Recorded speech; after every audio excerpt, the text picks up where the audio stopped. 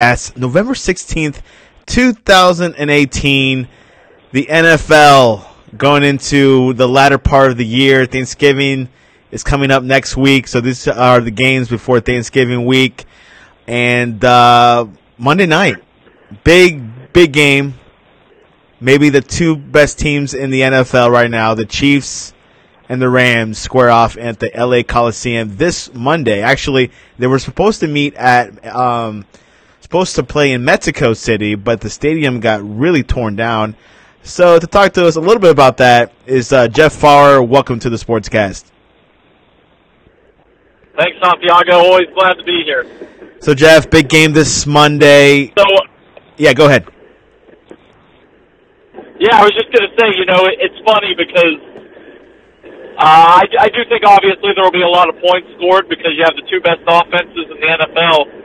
Or two of the best. The Saints are right there, too. Maybe even the Steelers are coming on. But, I think there's just enough playmakers on both defenses that maybe it won't be quite the crazy shootout that we're expecting.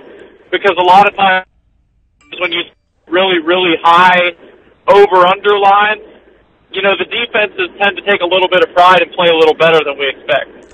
Now, do you think the Rams have the home field advantage, or do you don't think the home field will be a big issue? Because, the LA Rams games are not packed out, and there's a lot of away fans that go. Like, how do you view the venue? Yeah, and it's interesting because the Rams are actually staying in Colorado because they were preparing for the high elevation of Mexico City. To be blunt, I'll be curious to see myself how much home field plays into it. The reality of it is home field matters, but the better team usually plays better. And I know that sounds a little bit like a dumb statement, but that's the reality of it. Regardless of where you play, the better team plays better. The thing that I don't think is being talked about enough, so if both teams went into this completely healthy, I think it's a pretty even matchup, and both teams are missing some key guys. But the Rams losing Cooper Kupp is a bigger deal than what I think is being made of it. And I know the Chiefs could potentially be missing Sammy Watkins. He didn't practice today. But generally speaking, the Chiefs have erred on the side of caution with injuries. I think he'll play. But the first game after you lose a big player is tough. And the Rams just lost Cooper Kupp last week. So if you're looking for one thing that could potentially play a big role in this game that I don't think is getting talked about, that's the one that I look at. The Chiefs' offensive line has been beat up, but they've had a couple weeks to prepare for that. And Eric Berry's been out the entire season, but they've been working through that. I just think that the Rams having this injury and then having the Chiefs have to play the Chiefs the next week, I think that's going to hurt the Rams. I think they're going to miss him. Who do you think is a better quarterback, Goff or Mahomes? I think Mahomes is the better playmaker. I think both quarterbacks are great. But the thing with Goff is I think Goff relies a little bit more on his surroundings. And with Mahomes, even when the plays break down, Mahomes can really hurt you outside the pocket. Mahomes has really played well under pressure. With Goff, I think when things break down, Goff gets a little bit more erratic. And that's not to say he's terrible under pressure. That's not to say he's bad. But Mahomes has made some of these big-time throws under the gun. With Jared Goff, if you get him out of rhythm, he's not the same guy. So I would if you put the same offensive line and the same weapons around both guys, I'm going to take Patrick Mahomes over Jared Goff. And Mahomes said this week that he likes ketchup on his macaroni and cheese, and I think if he reaches 50 touchdown passes by the end of the season, Heinz will give him a supply of ketchup for the rest of his life. Yeah, so it's actually, they said 57 touchdowns because they apparently have 57 ingredients in their ketchup. But, yeah, I don't know. I mean, I love Mahomes, but I think 57 is a stretch. You don't think it's possible? Playing the Raiders twice. I mean, it's possible because they still play the Raiders twice. And that's a good time to reach those goals. Yeah, but I don't think first of all, depending on how the rest of the season goes, one of those games is Week 17, and they may not even, depending on how the Patriots and Steelers keep up, you may be in a position to rest your starters, so I don't even know. Now, the other side of that is one of those games is against Baltimore, and Baltimore is a really tough defense. Yeah. So we'll see how it all plays out. I mean, 57 is a gigantic number. That's tough to do. Has anyone reached that record? No, 57 would be the record. Peyton Manning has the record right now. With which is how much? Like 51? I want to say it's 52 or 54, but off the top of my head, I'm not sure. Wow, that might be close. Yeah, Peyton would be the guy that would do that. Yeah, I mean, this is year one for Mahomes, so we haven't seen the best of him yet. In other news, Le'Veon Bell did not show up to the team practice. What are your thoughts about that? Is that something that – yeah, what are your thoughts about that? I thought the Steelers offered him a really fair contract. When you take into account that Le'Veon Bell's been suspended multiple times, he's had a season-ending injury before. So, me personally, I thought the Steelers played this correctly. And when you look at it historically, the Steelers are not a team that you really want to mess with in these scenarios. At the same time, you know, if Le'Veon Bell's trying to set a precedent that, you know, playmakers get paid more regardless of position, I can certainly appreciate that. But the shame of it is, Le'Veon Bell isn't going to make that money back that he lost. And from the Steelers' perspective, you know, James Conner has had a great year. I don't want to say anything disparaging about him. But in sports, we follow the bouncing red ball, and Le'Veon Bell is still a unique talent. Le'Veon Bell is still a great player, and at some point, whether it's late in the season or whether it's in the playoffs, the Steelers are going to miss Le'Veon Bell. I mean, that's just the reality of it. Yeah, it's going to be a quite difference. Connor has been doing good this season so far to replace Le'Veon Bell, but yeah, we'll see what team he'll go to next year. Any predictions on that? I think Le'Veon Bell, I think the no-brainer move, he ends up with the Jets. You know, the Jets have something like they have like $108 million in cap space, and people talk about fit, and they talk about the best offense, and going to a competitor or somebody that's a title contender, none of that matters. I mean, really, Le'Veon Bell is going to go to the team that gives him the most money, and that's it. You know, and when you have $108 million in cap space, they're going to be able to pay him whatever he wants. Yeah, we'll see what happens. He has a few months to try to figure that one out. Last night's game, the Seahawks defeated the Green Bay Packers 27-24. It felt like, you know, if one of these teams lose, they're pretty much done for the season. How did you view last night's game?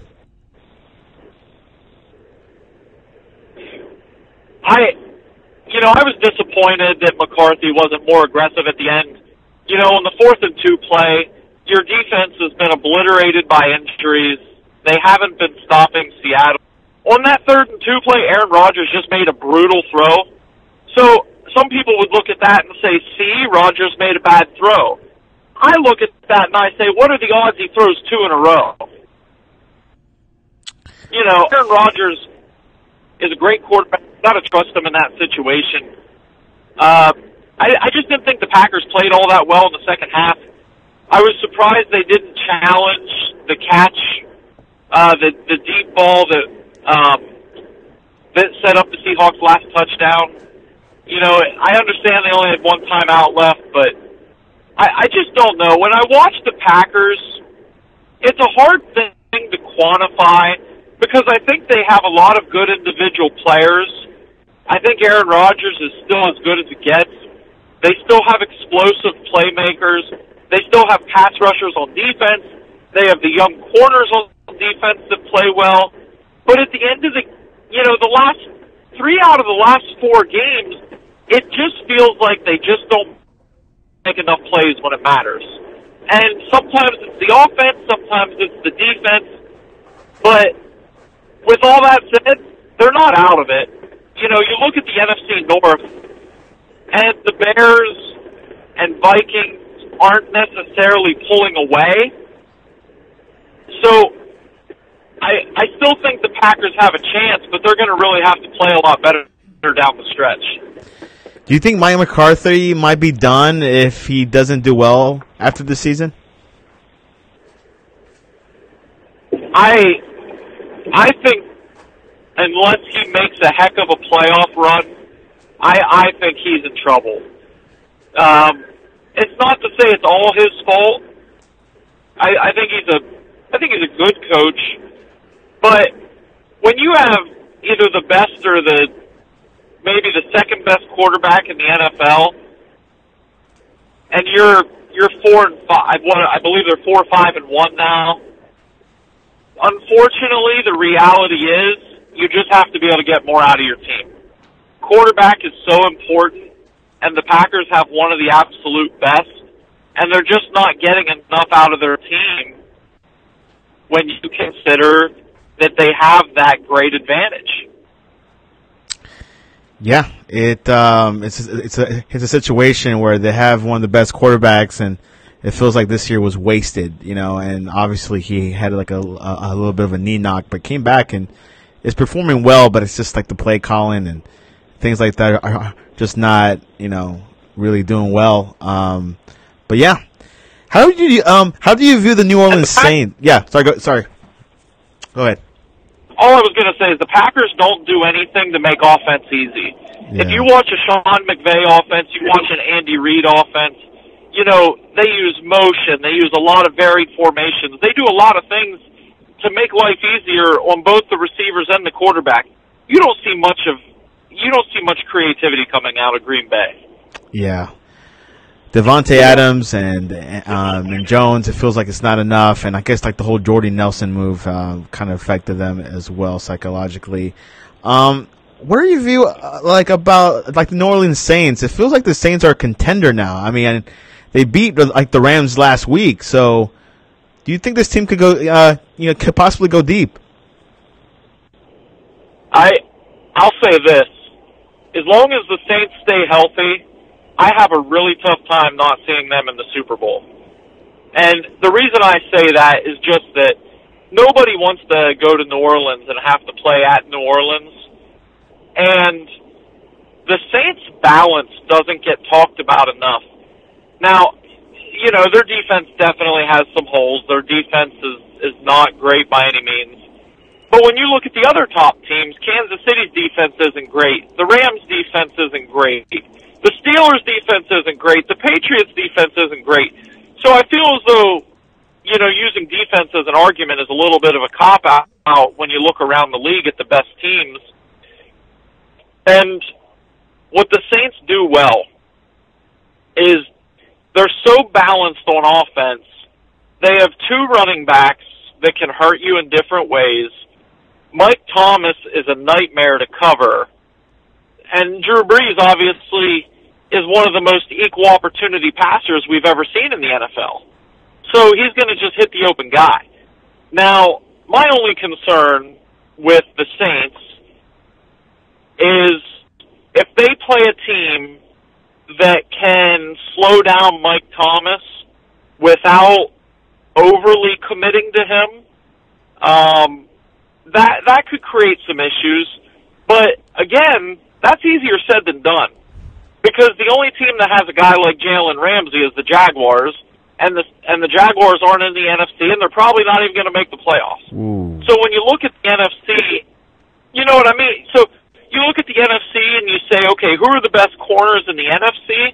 I mean, I guess if Talib gets healthy for the Rams, he could be a guy that could at least make his life difficult, but Talib's not the guy he was anymore. Marcus Peters hasn't played well. Now you look at the Vikings, and, you know, the Vikings have a potentially great defense, but even they have not played as well as what we expected them to. So the one matchup would maybe be the Vikings, but again, you know, the Vikings have always played much better at home. So are you really going to pick Kirk Cousins to go into New Orleans and outduel Drew Brees? Don't think so. I don't know. I mean, the only guy that I think is going to pick that to happen is probably the guy that's wearing one of those helmets with the horns on them. So I just, and I don't say that to make fun of the Vikings. I think they're a quality team, but I don't know of any team in the entire NFL that wants to have to go into New Orleans in a playoff game.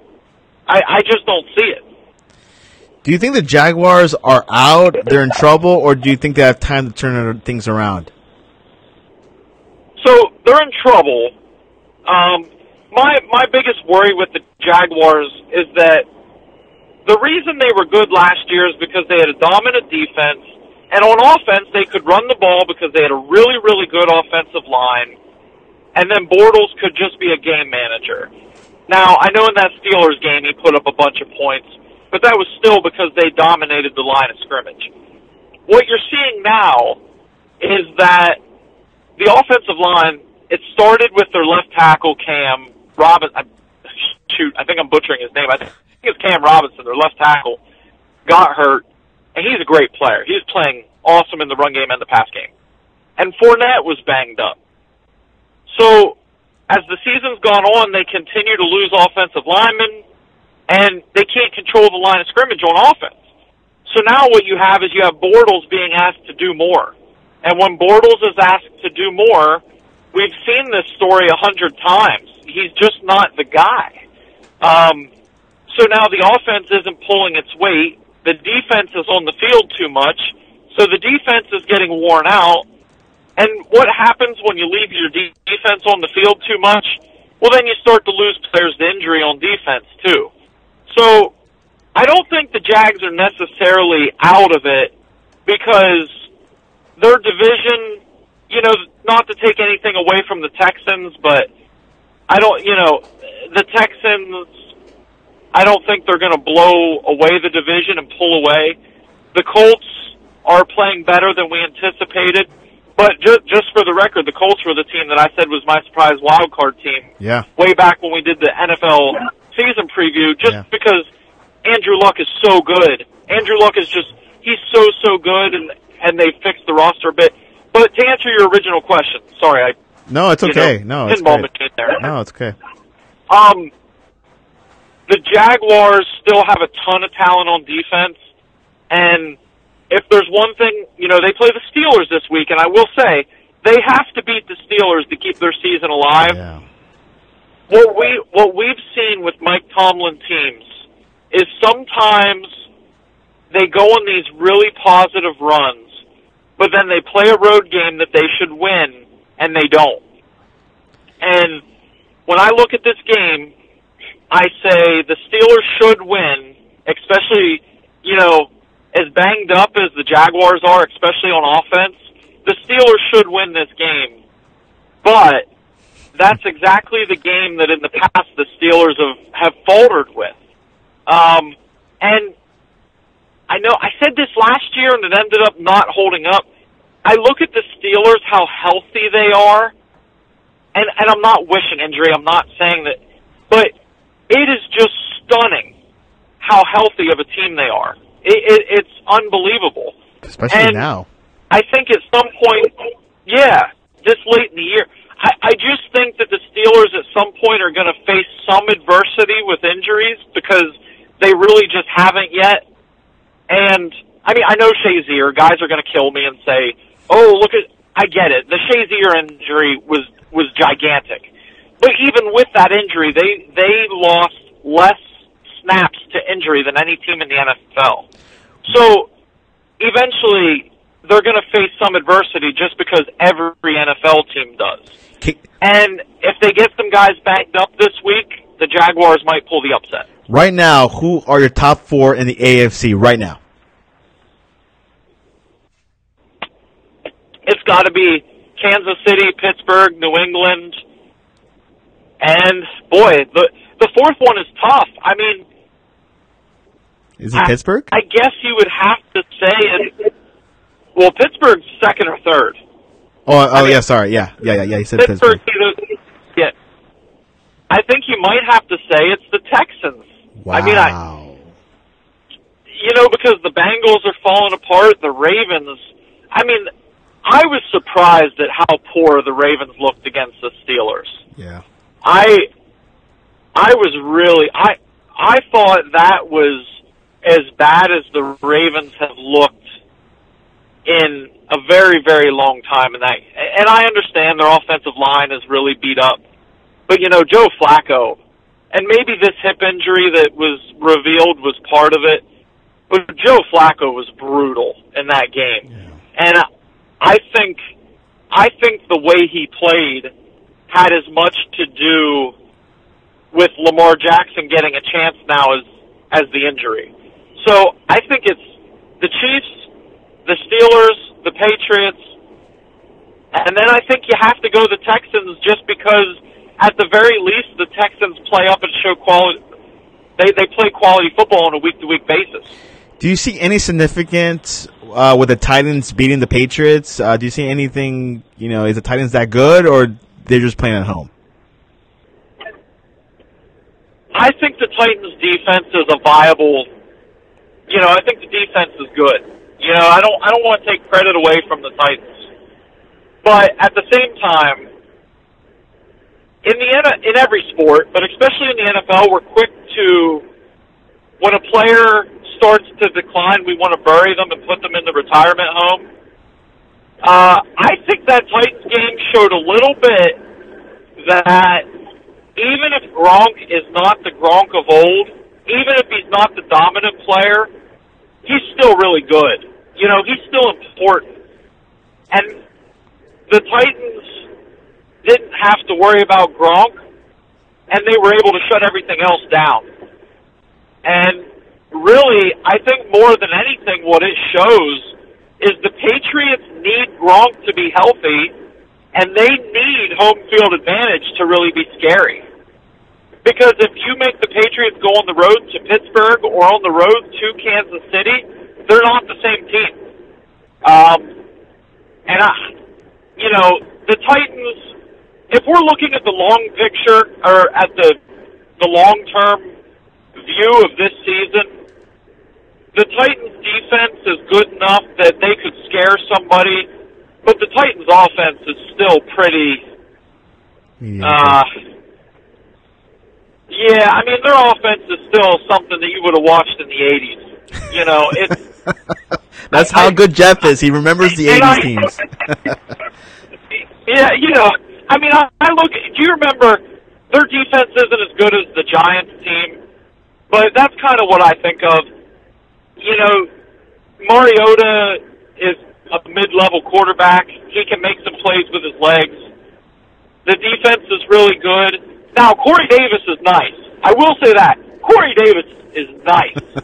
But he can't, when you play the better teams, they're not going to let him just take over the game. Yeah. From the top 4 you mentioned, which of those teams will be a good road team during the playoffs? Pittsburgh's always scary, and the reason they're scary is Ben Roethlisberger over the course of the last couple years has not played as well on the road, especially in the playoffs. Statistically, he's actually played some poor playoff road games. But the thing about Ben is, if he gets hot, he's as good as any quarterback in the NFL in the playoffs. So you have Antonio Brown and you have James Conner, and you also have an offensive line. The Steelers' offensive line is as physical as any team in the NFL. And when you get into late season football, that really matters. That really matters a lot. So the Steelers are scary. And I'll tell you what, the other team I don't know that the Colts are ready to beat the Steelers or the Patriots or, I hate to say it, the Chiefs, because the Colts have a history of ruining the Chiefs' seasons, but the Colts are another team that I look at, and they're not getting enough credit for how good they are up front. So if you get into an ugly weather game and you have Andrew Luck and you have a dominant offensive line, maybe the Colts could be that team that go on the road and upset somebody. Which they have before. I remember a couple of years ago they beat Denver in Denver. Yeah. But yeah, so you think Andrew Luck is back completely? No, I don't, but I still think whatever he is right now is still really, really good. Yeah. And I think he's only going to continue to get better from this point, and he's not taking the beating that he was. True. Like, you remember these last couple years, he was a pinata back there. Mm-hmm. Well, now he's not. Now he's not getting hit. Now he is staying clean. Good. So I like Andrew Luck a lot, and I think we were too quick to write him off. Yeah, like the thing is, I think that there was one game this season he was not able to do the deep throw, so they put in Jacoby Brissett. So I guess he can't make deep throws, right? Yep. Well, and that's only going to continue to come back as his shoulder gets stronger. Yeah. That's a time thing. That'll come back. But I think what happens is that we see a quarterback not play well or not be completely healthy early in the year, and we try to just write him off for the entire season. And I think Bears fans would tell you that's what happened with Mitchell Trubisky as well, which I haven't watched him enough to have a thorough opinion, but I think with Andrew Luck, he was out for such a long time with that injury, and early in the year he didn't necessarily look like himself, so we wanted to write him off. But when I watch him play now, I think he's pretty good. I think he's good enough to scare some teams if they have to play the Colts. I think he's really good. Obviously he was MVP before, and definitely still young, still in his 20s, so the Colts are definitely putting a lot of faith in him. And now we're towards the end of the show. Are you ready for game predictions? Absolutely. Let's go for the Buccaneers at the Giants. Man, you're really giving me the looking forward to the draft bowl here first, huh? Exactly. Man, I'll say the Giants because they played a little bit better against the 49ers, got things together a little bit. Saquon Barkley might have a big game against the Bucs. Jeff? This always happens. I lose them during the game predictions. Wait. So I think the Giants will win that game. The Giants win.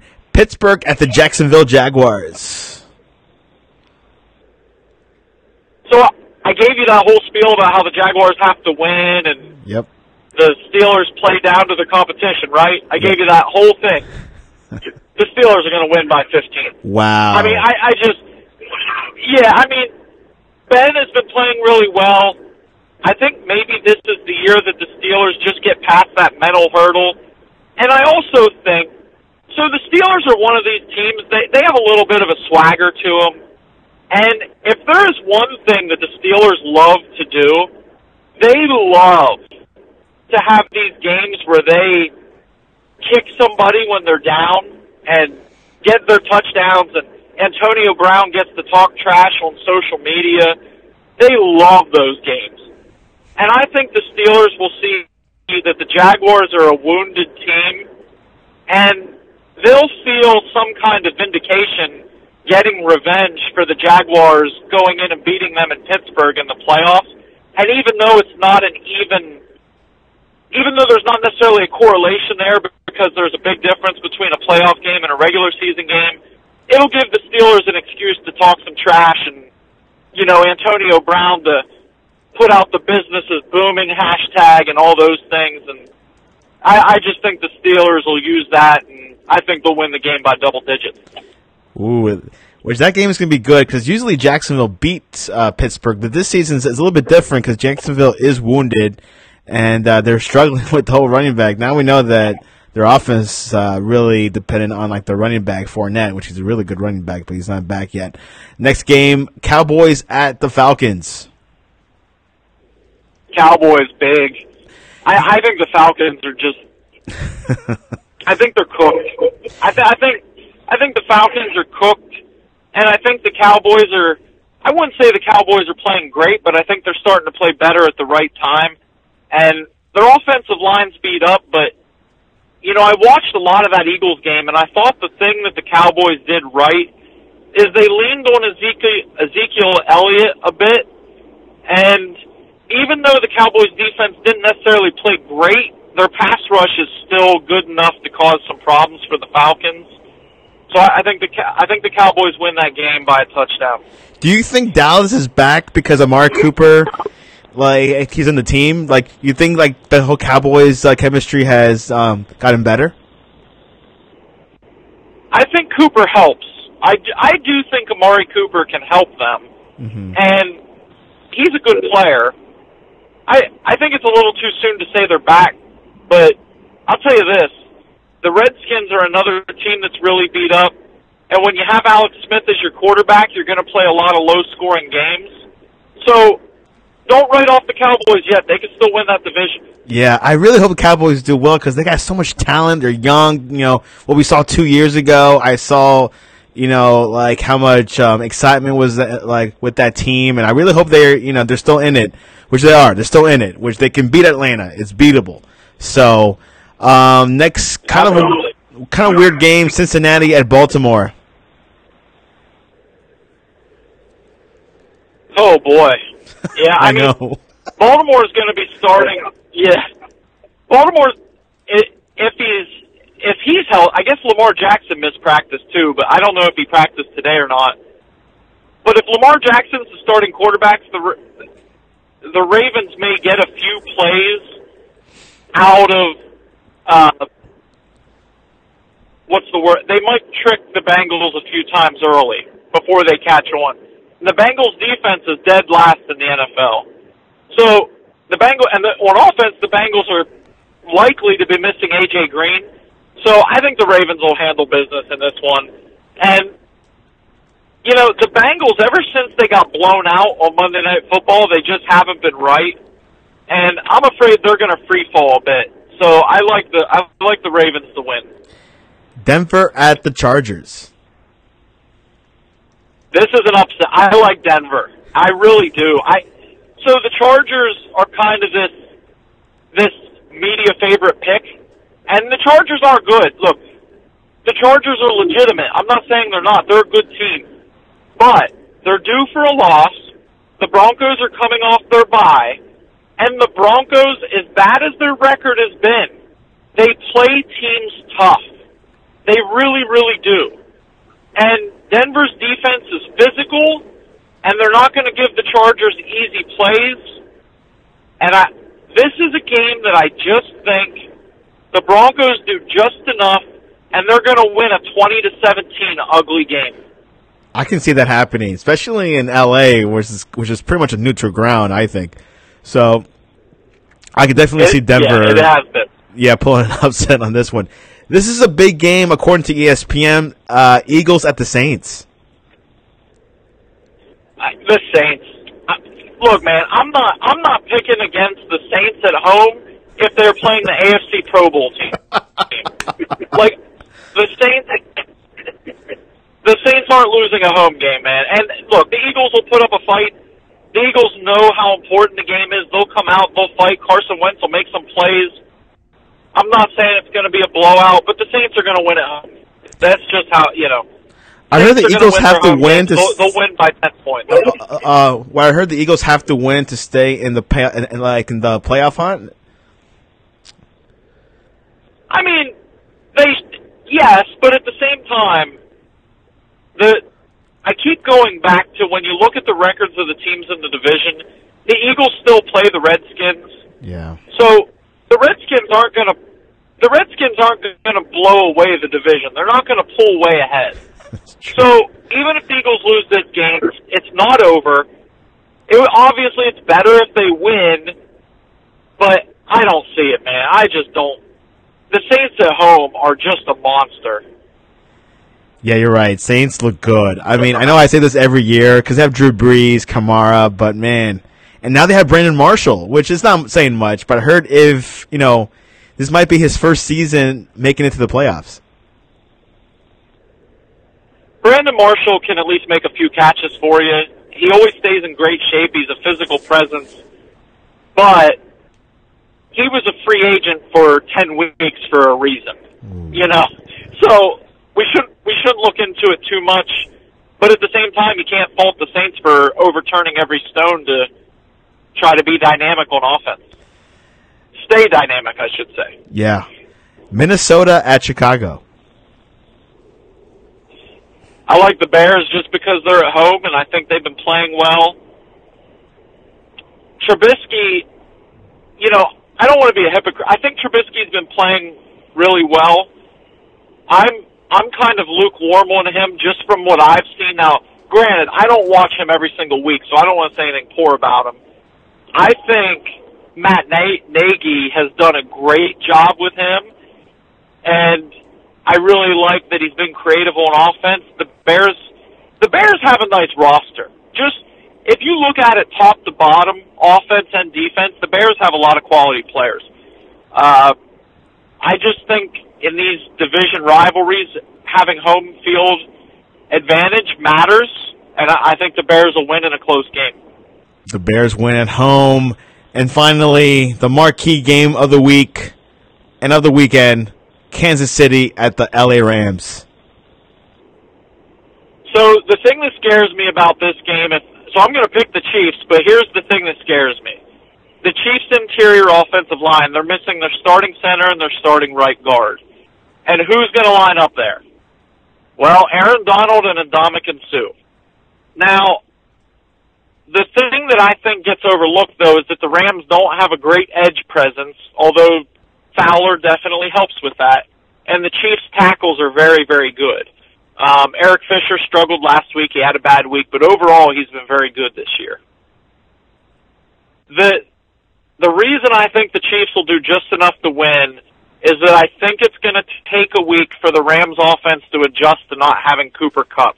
I think Gurley's going to have a monster game. But I think that Kupp loss, it'll be just enough that it'll mess up a route or two. Goff will not feel comfortable in the pocket a play or two. And an overlooked part of the Chiefs' defense, so nobody's arguing that the Chiefs' defense is great or even necessarily good. But before the game last night, they were tied for the league lead in sacks. So despite the Chiefs' deficiencies, they can hit the quarterback.